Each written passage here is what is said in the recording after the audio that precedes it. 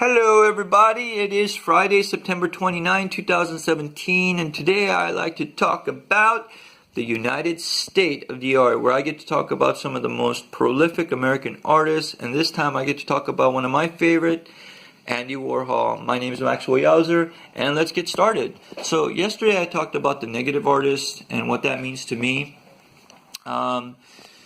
So real quickly, I'll never forget the day that, I went from, being a negative person to a positive person. It happened really in an instant. I really can't describe how it happened. All I knew is that I couldn't live the rest of my life as the person I was living, At the time, I was really...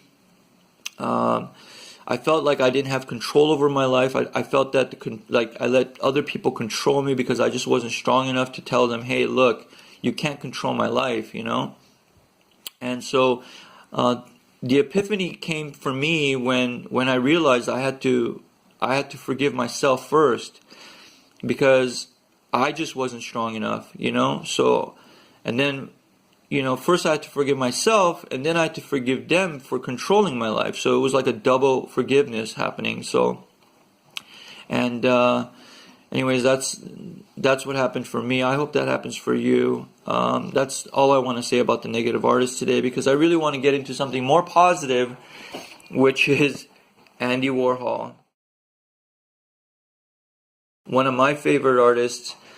Andy Warhol, he was born Andrew Warhola. Funny thing about how Andy Warhol, how his name became Andy Warhol, he kept signing his name Andy Warhola until the point where, the A sort of got lost. And so, or in the beginning he used to sign it Andrew Warhola, and finally it just got to a point where it just became, the A got lost and it became shortened to Andy Warhol.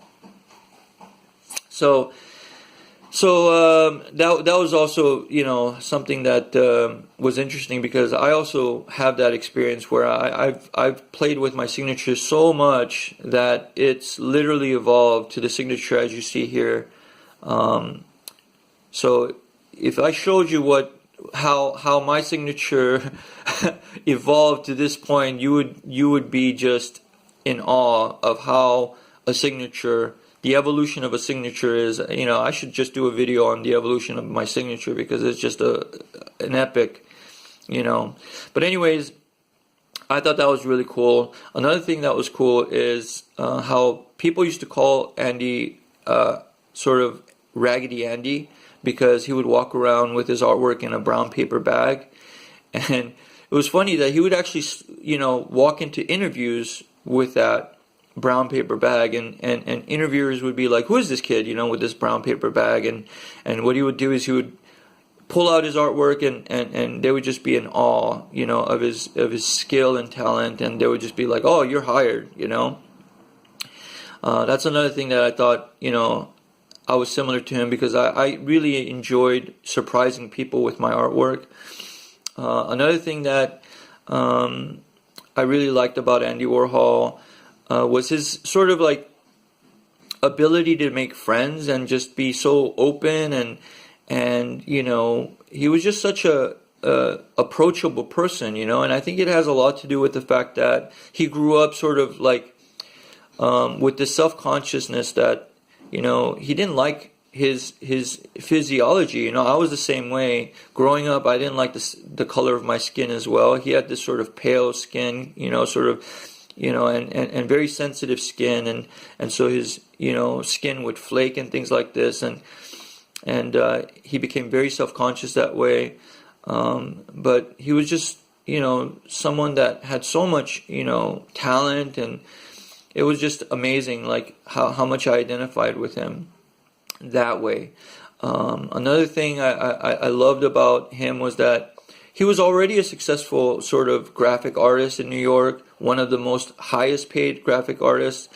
He became famous for doing these shoe ads, where he sort of perfected this, ink blot technique, where he would draw in ink and then he would sort of like dab it with a piece of paper.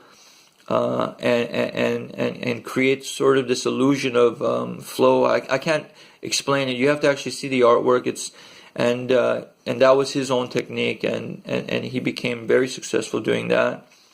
And then, but then he didn't stop there. He really wanted to make an impact on the pop art movement. Believe it or not, pop art was around before Andy Warhol.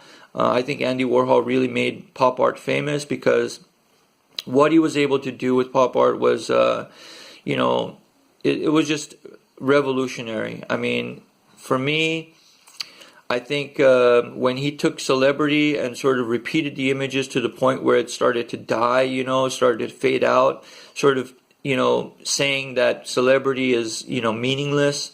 I thought that was really amazing, you know. And what he did with the whole, you know, death, he was fascinated with death, so he did a series of sort of canvases with, you know, the topic of death. I remember he did a portrait of the electric chair, another portrait of like car accidents, things like this.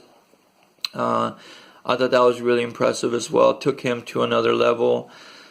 The fact that he became friends with one of my favorite artists, Jean-Michel Basquiat, is another reason why I love Andy Warhol. It's just, there's just, you know, I can't say enough about Andy Warhol. I don't want to make this video too long, but I could just literally talk about him all day. I just want to say thanks, Andy, for your gift, and to rest in peace.